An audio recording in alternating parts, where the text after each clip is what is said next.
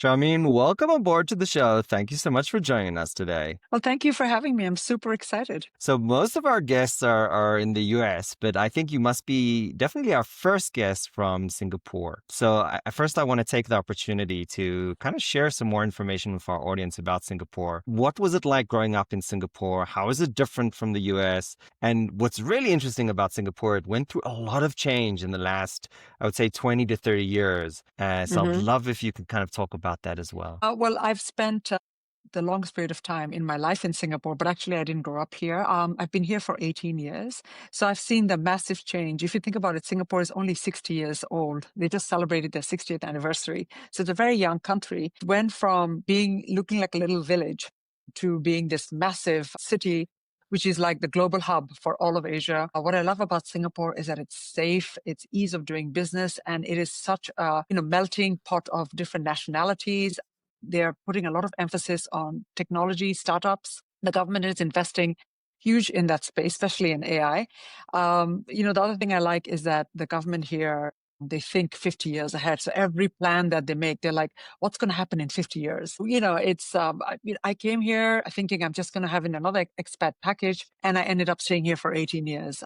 So I guess I'm still loving it. I think what's absolutely beautiful is that if you kind of look at the history of Singapore, every 10 years, more or less, they've made radical change from a Yeah. port city to manufacturing, from manufacturing to early kind of basic technology to the incredible, really technological advanced state it is today. Yeah. That is amazing, right? Every decade to make such strides is really something unique. Yeah. There were strict laws that were put in place to kind of increase the cleanliness, like incredible changes in such a short amount of Yeah. time. To me, this has always been amazing. Do you have any explanation in what has kind of driven this incredibly fast pace of accelerated innovation and progress? Well, first of all, they hire very smart people. I don't know if you know, but in my cohort, we had Pei Ling, and she is now a member of the parliament. What they do is they take bright young people. They don't want to have an exodus of smart people leaving the country. Yeah. They said, we will finance your education as long as you commit to 5 years afterwards. And after that, they get hooked. They want to do stuff. Yeah. Pei Ling is now all over the news. She's doing amazing stuff. The second thing is, the way they pay the political people here, it's more than what is paid to the US government. I mean, a finance minister here earns more than the president of the US. There's no reason to have corruption. All they want to do is like think ahead and see how they can improve. I And know. Singapore actually headhunted people from all over the world. So Singapore basically said, Exactly. we're going to find the smartest people and we're going to Yeah. bring them to teach in our universities. Amazing strategies, brilliant ideas. I just fell in love with all things Singapore. I just stayed over for a day and if you come over, you have a long layover, for free, they'll bring you into the city and show you everything. Yeah. Absolutely brilliant. So I learned a lot about its history. What's driving this? Is it the people? Is it the culture? What's making this kind of innovation? Well, it's a combination of things. If you think about it, and I'll come back to that, they don't actually grow anything here. It's a very small country. You can go around all of Singapore in like 45 minutes. They actually don't have anything that they export. So the biggest export here is technology, the mines and IP.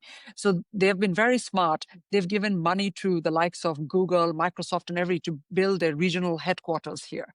That's number one. The second one is that they're investing heavily in IP. So any sort of, there's a lot of IP lawyers here. So anything that comes out of Singapore is like, oh, it's a Singapore unicorn or it's a Singapore something.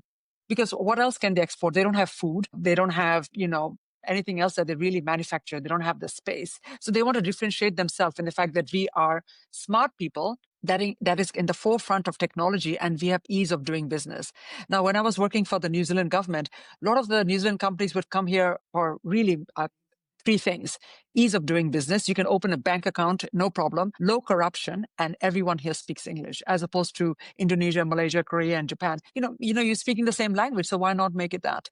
And as I mentioned, now they're thinking during COVID, what happened was there was a shortage of food. So they've put a new plan in place saying that by 2050, Singapore is going to be, producing 30% of the food for the country, which is massive because right now they import everything. So they have invested heavily in agri-tech and vertical farming. So every time they think Singapore can't have it, they're like, no, let's find a solution in which we can actually grow our infrastructure to cater to our people. So if COVID happens again, we will not be in a space where, we don't have enough food for our nation. I mean, I can go on and on again with the stuff that they're doing, but they have invested 1.2 billion in the AI infrastructure. Now, they are not the fastest to adopt. They are fast followers because they put strict laws and governance into place. If you look at some places where they've moved really fast, but then they've had cyber attacks.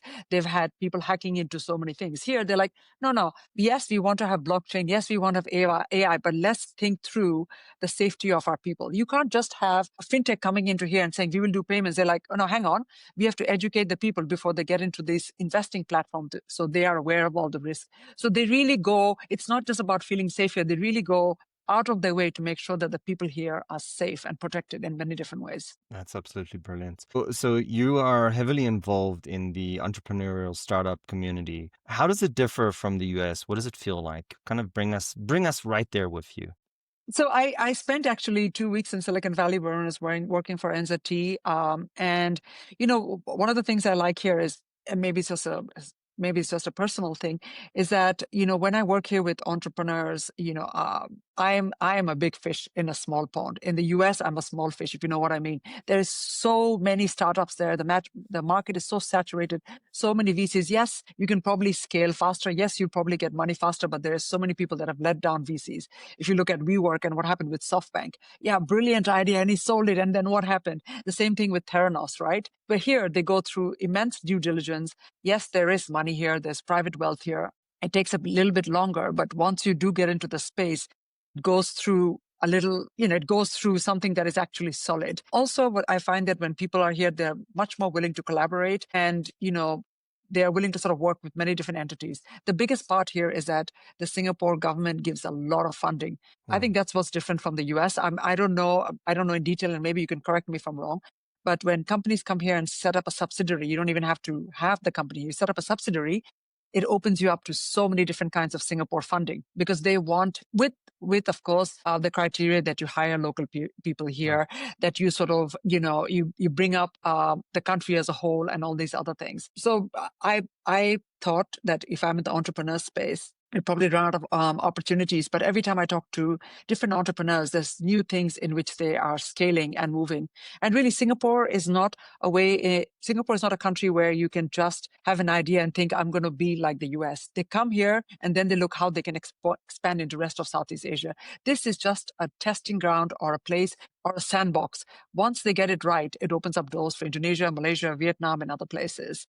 And of course, you have the credibility. I could do it in Singapore. I got funding from the Singapore government. So, why not do it somewhere else? Brilliant. And I have heard many times the expression that Singapore is almost the jumping bedrock to the rest of Asia. It's well kind of accepted in many entrepreneurship and business circles. Very true. And the talent that I've met has always been quite incredible. I've got some good friends that even though we were in China with a previous company of mine, Mentor Graphics, the team lead was from Singapore, and I had such a immense respect to him. I want to hear a little bit about what you're doing today in the entrepreneurial environment. Not so long ago, you started as a city leader for Founder Live Singapore, and you're just immersed in entrepreneurship, mentoring across the board. Tell us a little bit about that. Yeah, sure.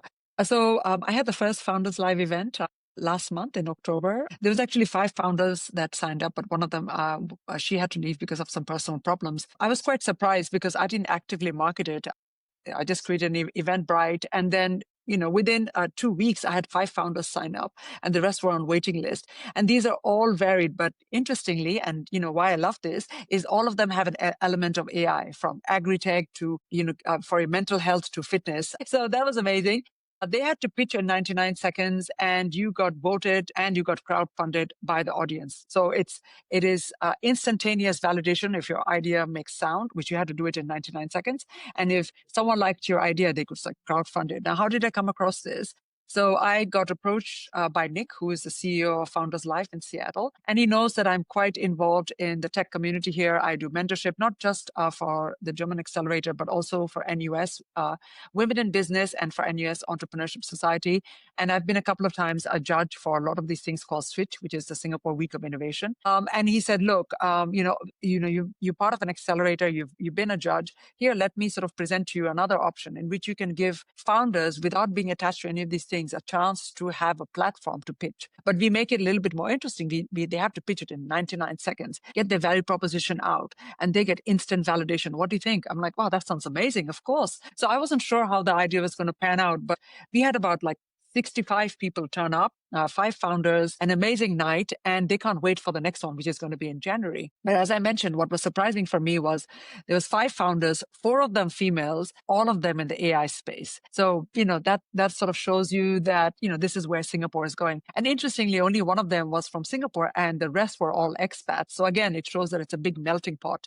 In terms of like mentorship, what I like about this is that a lot of the people coming here are coachable. They don't come with a fixed mindset and say that I've got my product and my service and I don't want to hear anything else. Just give me some leads. They're like, okay, tell us how we can customize to the audience here. Or how do you think we should bring down the price point? Or how should we work with the different partners that we have here? So, as opposed to working for big companies, what I love about working with startups and scale up is that I can have an immediate and long or short-term effect with them.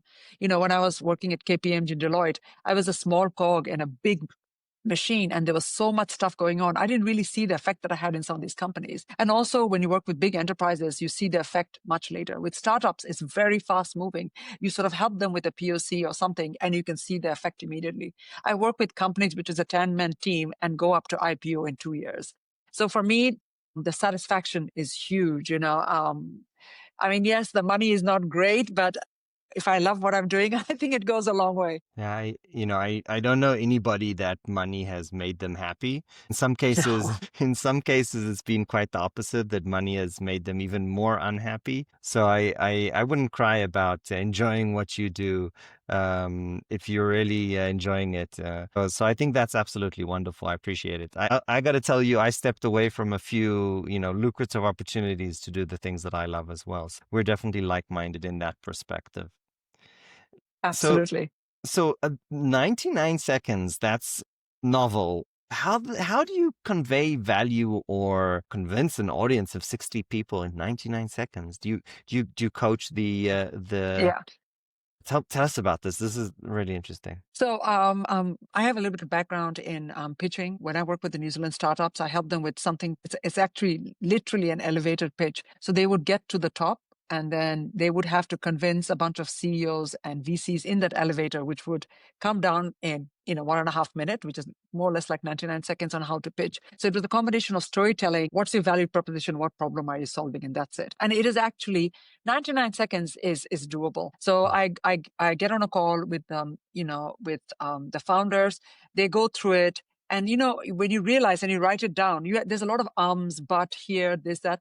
You don't have to talk about valuations, how you're going to make money. You have to say that this is the biggest problem. These are the numbers, and I am going to address this problem and solve it in this way. And that's all you have to do. And why are you going to solve it? So how is the founder capable of solving this? And that's what they look at. I've got a background in A, B, C. I've done this, and I know I can do this. And that's all it takes, right? To give you an example, Eduardo, the gentleman who won the last one, he comes from a background. He's done so many marathons. He's so much about clean food and eating. And he was trying to find, because you have to, when you're doing all this workout, you need to have a lot of protein in your system, but people get sick of having chicken breast and steak. So he worked with a chef. He worked in Vietnam and other places to come up with snacks that actually give you a lot of protein. And instead of meat, he looks at plant protein, which is also quite difficult to do. And then in each one of his snacks, there's about something like 25 grams of protein. So instead of having a shake, you could just have a snack and that's it.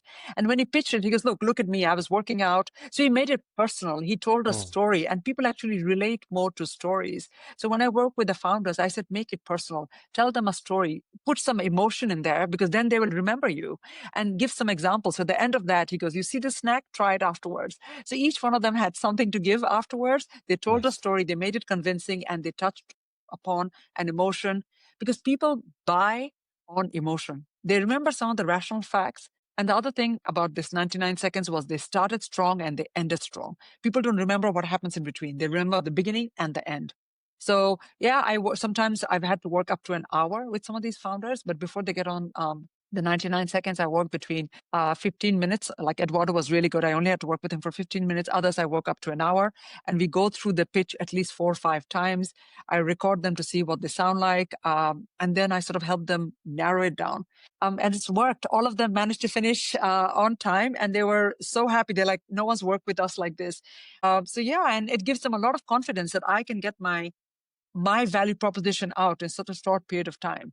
And people are convinced. So when I looked at the voting, it was actually quite funny. It wasn't like there was a huge difference. There was Eduardo getting about 40. The others were like 35. The second one was like, 30. So they were all good. It's just that he Mm. excelled in telling his story. What are the big, let's say, mistakes that people coming in to tell their story? What do they need to overcome to really get that perfect story? I think couple of them is never memorize it. It should really come from here. People also get a bit nervous, especially if they're introverts speaking to an audience because they're like, oh my God, there's so many people here, nobody that I know. So in some of those things, I'm like, please don't memorize it. Just practice. It should come from your heart.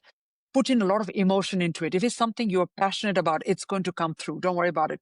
And if they're a little bit shy, I say, just look at me. Look at me and tell me that story. I'll stand right there and I'll look at you. Forget everyone else that's around you. Last time there was a lady and she was super nervous, and I sat with her in the toilet and I held her hand and we went through it a couple of times, and she was okay after that and she did a great job.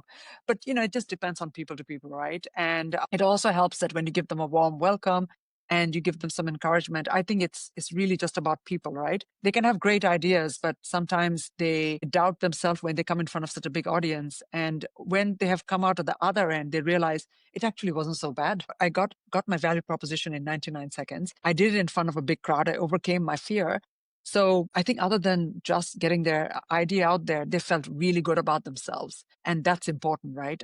As an entrepreneur, because sometimes the journey can be quite lonely and you're not sure. A lot of people are not that encouraging, especially when you go in front of VCs. You Mm. talk to them and they're like, yeah, that was great, but I don't think I'll invest in you. So, if I can do a little thing in which I can say that, hey, look, forget the VC. There was 65 people in there that thought you had a great idea. And beyond the pitch event, you've mentored, I think it's like 4 or 5 different organizations. Yeah. What do you see as the big challenge for entrepreneurs to be successful? What's the thing that just keeps repeating itself and you kind of help them get over it? I tell myself, because someone just asked me the question the other day, because it's actually really simple things. And if they had figured it out, then I wouldn't have, I wouldn't do what I do, right?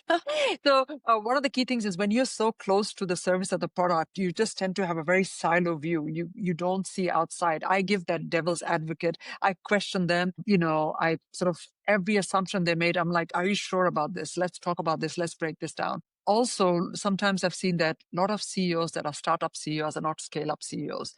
They work really well with a small team, but when they're looking to sort of expand globally, they just don't have that mindset. The other thing is, when they come into a new market, it's just holding on to the idea they had. A lot of the New Zealand companies I work with, New Zealand is a very small country. It's also very, they don't hustle as much, quite slow. When they came to Singapore, everything was moving so fast and they were so close to their product. They didn't want to change anything. They're like, no, this is me. I built it like this. But, Singaporeans don't think like that. Internationally, they also don't think like that. So maybe tweak it a little bit, put this here, put that there. So I think biggest failures would be you have a great idea. Can you execute on it when you're going globally and to different markets? Now, if I was just helping a startup in one market, maybe my job would not be that hard. But when they're looking to scale globally, it is thinking differently, being able to scale, being able to implement the changes and to do it fast. Because I only work with technology companies. It is not an agri-tech. We're waiting for everything, the building to come up. Here, if you're not successful in 12 to 18 months in getting a deal flow, getting customers, having some partnership, it's very likely that you run out of money. And a VC or someone who's willing to invest in you say, what did you do in the last 18 months? You burn through all the cash and you don't even have a single customer. So my job, I feel, is to sort of make sure that they can get through this process and actually start making money in the first 12 to 18 months. You talked about the difference between kind of a local operation and scaling globally. What's the shift in the mindset that these founders need to have? So there's a few things. One of them is they have a term in New Zealand, and a lot of them are trying to adapt it now, is think global from day one, right? Mm. Because the market that you're in, if you start from thinking that I'll only do it in this market, you'll not be able to scale. So from day one, you're thinking, what is my exit plan? Now, exit plan doesn't Mm. have to be, I'm going to give the companies like, am I going to go IPO? Am I going to sell it off?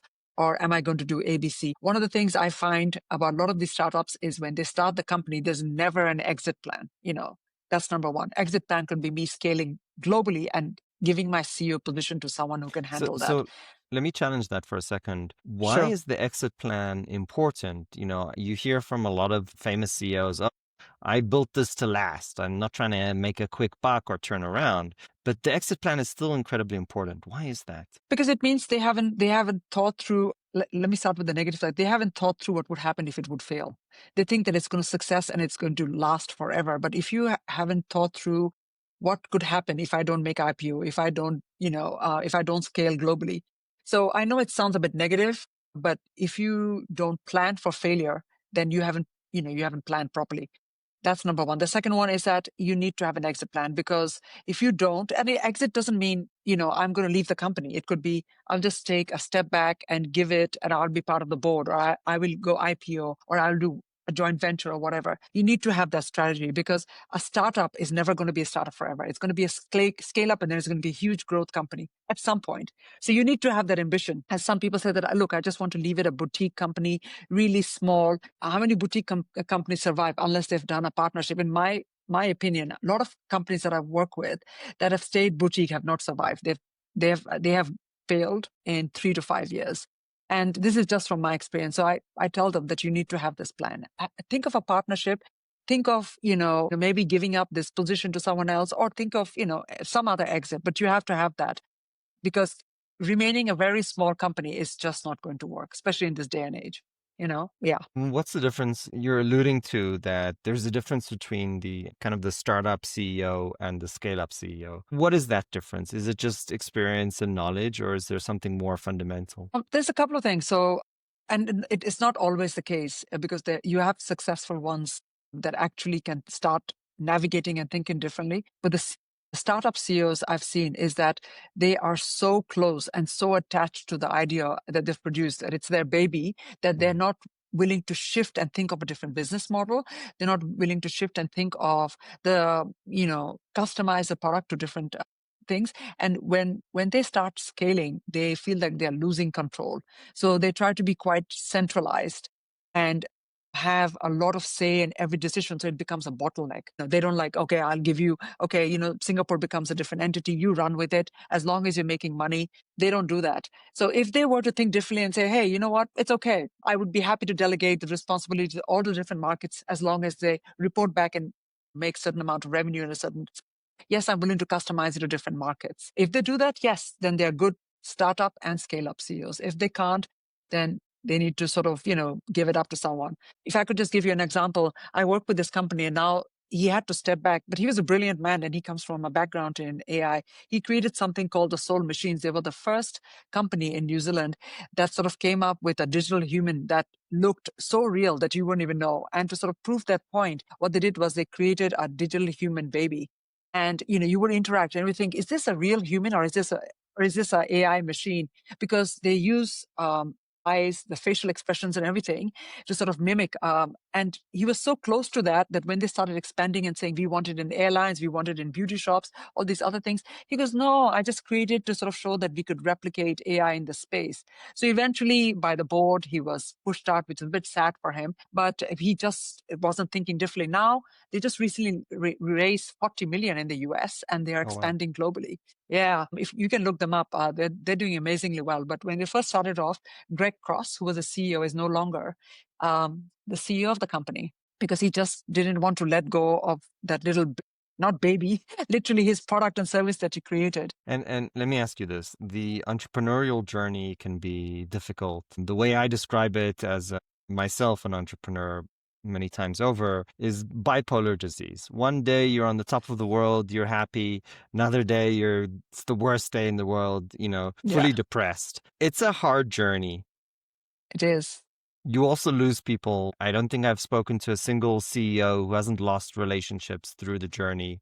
Happened to myself as well. Would you recommend your children to be entrepreneurs? Yes, absolutely. And I'll tell you why.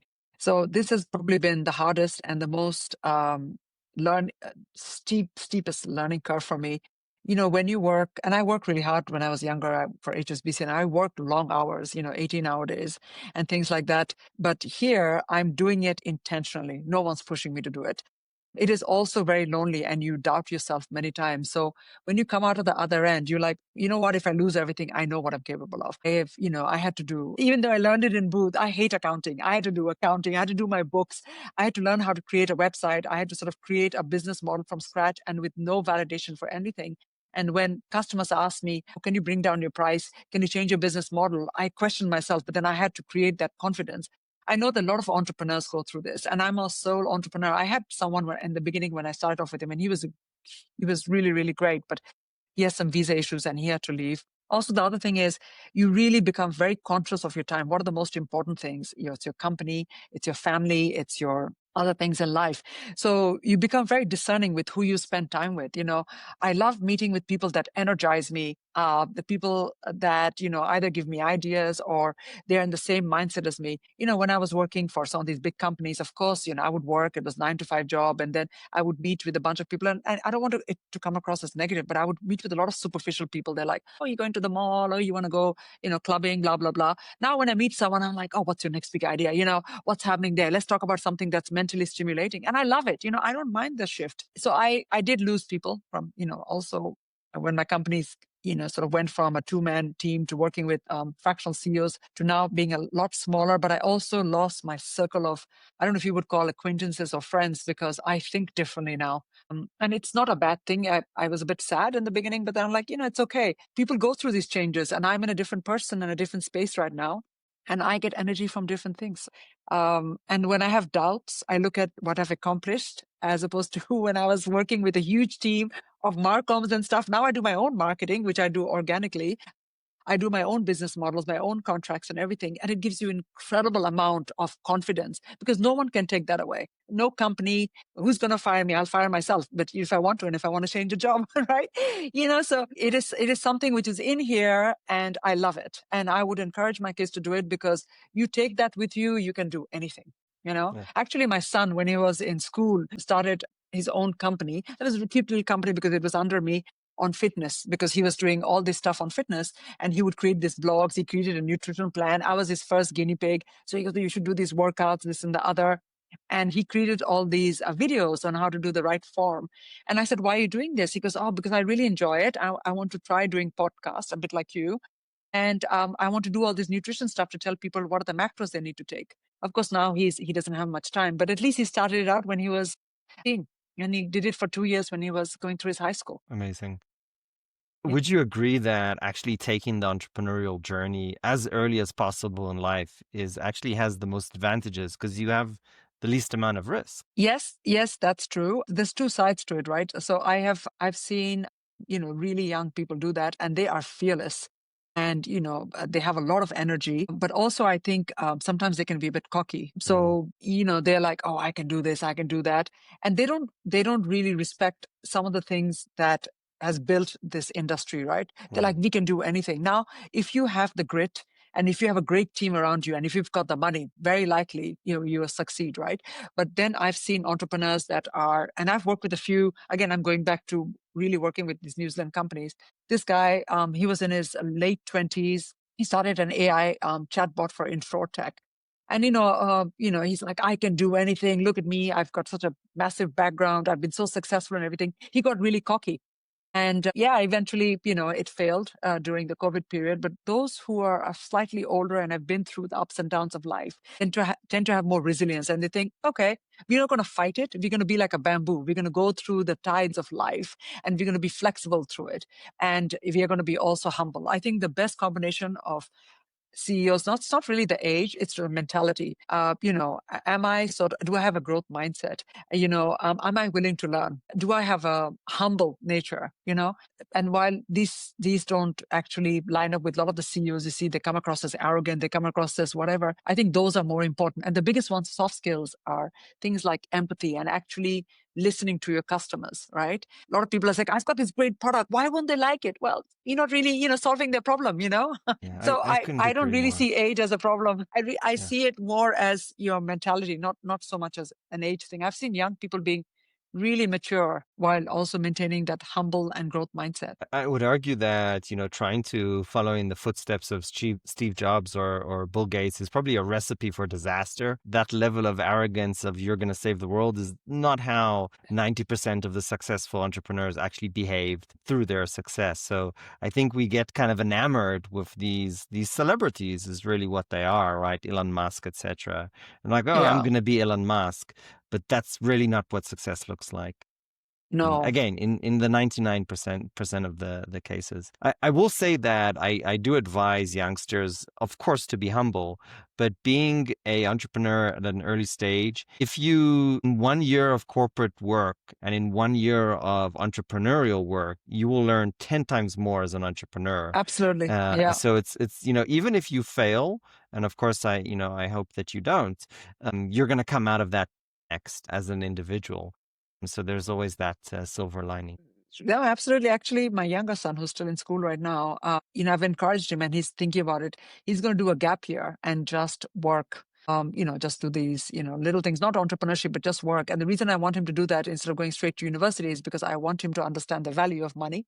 I want him to understand, what the workforce is like, because some Yeah. people just go straight from the high school to university, then maybe try to do a master's. And when they come out, they're like, oh, look, I've got all these education, but it's all just theoretical. You actually haven't done anything.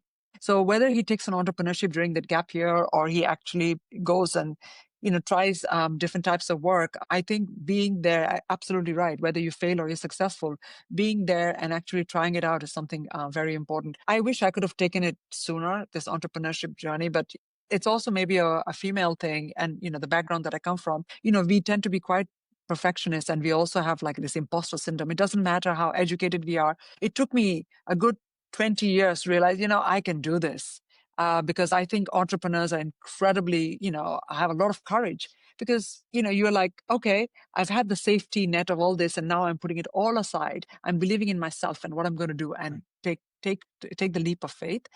Whereas young people don't really have all that. And they're like, oh, well, I don't have any money to start with. I might as well take the leap of faith now and see what happens, as long as their parents will take them back into the garage, when they fail. It's there's definitely something magical about not having a mortgage, not having to feed kids, not having I know. all these responsibilities. Absolutely. Sharmin, what an absolute joy to have you on the show. This has been so much fun. We have just one question. It's a hard one because it's personal, Ooh, but it's the only okay. scripted question we have on the show. If you had to go back to the hardest points in your life, whether it was 2 years, 5 years, or 20 years ago, what advice would you give yourself? My hardest period was actually very, very personal. And it was a very difficult period for my family. So it's not about work. And, at the time, I sort of just went into survival mode and just put my head down. I think the advice I would have given is, this is just passing. Everything goes through, phases. I was incredibly hard on myself. I almost went through a burnout. I was working really hard while I was also having this, family issues, my father and all these other things. And I didn't take a moment to really take on and appreciate the stuff I was learning, take time with my family. I just put my head down and just did. When I look back now, I learned it really changed my mindset after that. I learned a lot, but I sort of sacrificed some time with my family and, I'm never going to have that back. So I think my advice would be that, when you go through these times, you tell yourself, what's the most important thing right now? And will you get it back? And this is just passing. No one stays in that. There is dark moments and there is not so dark moments. So just go through this and I'm sure there's a light at the end of the tunnel. Sharmin, thank you so much for joining the show today. This was a true pleasure. Absolutely. Absolutely. Thank you so much for having me. This has been so much fun.